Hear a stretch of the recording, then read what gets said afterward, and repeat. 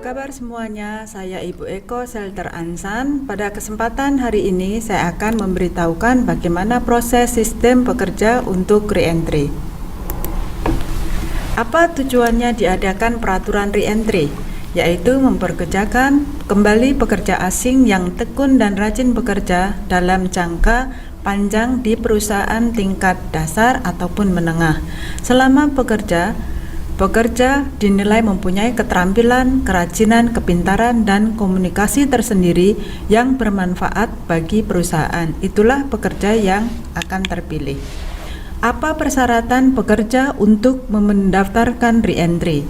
Yaitu pekerja yang bekerja selama masa kontrak, yaitu 4 tahun 10 bulan, dan tidak pernah pindah kerja dalam satu perusahaan, atau pindah karena alasan perusahaan dan bekerja di pabrik terakhir selama 1 tahun ke atas.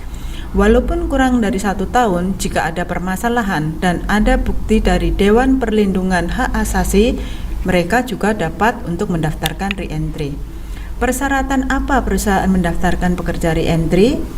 1. Pekerja visa E9 dan visa E10 yang bekerja di Korea kurang dari 5 tahun.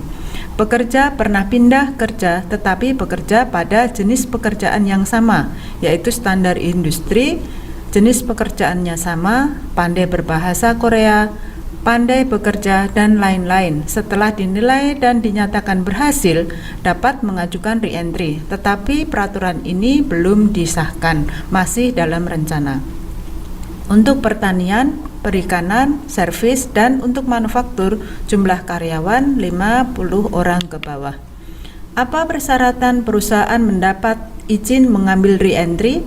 Yaitu perusahaan yang memenuhi persyaratan untuk mengambil pekerja asing, pekerja bekerja di perusahaan tersebut bekerja selama 1 tahun ke atas, tidak ada laporan upah yang tidak terbayar, tidak membuka lowongan untuk pekerja Korea. Waktu pendaftaran untuk pekerja re-entry itu kapan? Yaitu untuk re-entry harus membuat surat kontrak kerja baru antara perusahaan dan pekerja. Waktu pengajuan pendaftaran re-entry yaitu 3 bulan sampai 7 hari sebelum kontrak kerja habis. Tetapi sebelum visa habis juga bisa. Dari pelaporan re-entry dalam waktu 1 bulan harus pulang ke tanah air. Apa persyaratan pekerja untuk re-entry? Yaitu 1. Mengisi aplikasi pendaftaran, melampirkan surat kontrak kerja. Surat kontrak kerjanya harus ada tanda tangan antara perusahaan dan pekerja, fotokopi ID card dan paspor, surat keterangan kepulangan, gunanya untuk pengurusan asuransi kepulangan dan Gumminyeongeum dan sebagainya. Untuk mengurus visa diperlukan surat tanda kelakuan baik. Oleh karena itu, surat tanda kelakuan baik supaya dipersiapkan. Bagaimana cara proses kepulangan dan kedatangan? Proses sebelum kepulangan yaitu membuat surat kontrak kerja SLC, mengembalikan ID card di imigrasi, pulang sebelum habis visa. Kemudian perusahaan harus melapor ke imigrasi untuk mendaftarkan visa kedatangan. Jika visa keluar baru bisa berangkat. Proses setelah kepulangan. Setelah sampai di rumah dalam 7 hari harus melapor ke BNP dan tes kesehatan. Proses setelah kedatangan yaitu dicek kesehatan bersama dan membayar asuransi, setelah itu diserahkan ke majikan masing-masing. Kapan kedatangan para re-entry? Setelah kepulangan 1 bulan ke atas dapat kembali ke Korea, tetapi ini juga masih rencana. Kedatangan setiap hari Kamis, setelah itu langsung diserahkan ke majikan. Tidak perlu tes bahasa Korea dan pelatihan kerja. Mengapa re-entry dikenakan biaya administrasi? Yaitu kedatangan para re-entry pekerja berdasarkan jadwal BNP 2 TKI, setelah itu diserahkan ke majikan masing-masing. Majikan membayar biaya administrasi itu per pekerja asing 60.000 won. Biaya penyerahan 59.000 won.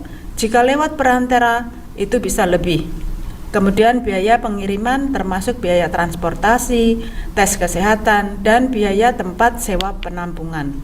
Bagaimana jika sudah mendaftar re-entry tetapi kepulangan dibatalkan? Jika sudah mendaftar re-entry dan pekerja tidak jadi pulang, menjadi pekerja ilegal dan otomatis reentry-nya dibatalkan.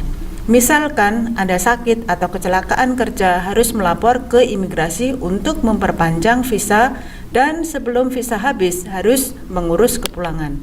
Setelah kepulangan, bagaimana jika pekerja tidak melapor dalam waktu 7 hari? Pekerja harus melapor reentry ke BNP 2 TKI setelah kepulangan. Jika pekerja tidak melapor reentry setelah kepulangan atau tidak tepat pada waktunya, reentry pasti akan bisa di-cancel. Terima kasih.